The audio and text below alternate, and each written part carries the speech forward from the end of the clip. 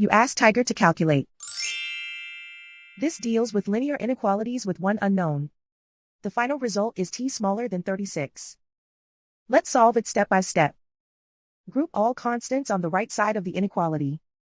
Subtract 2 from both sides.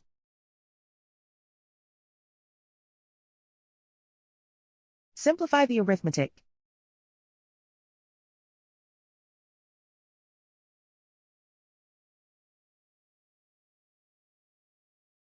Isolate the t.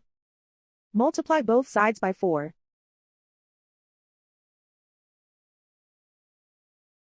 Group like terms.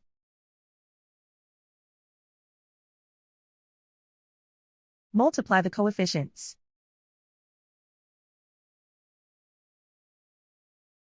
Simplify the fraction.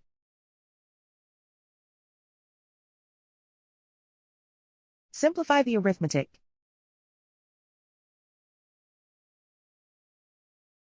Plot the solution on a coordinate grid. And so the final result is t smaller than 36.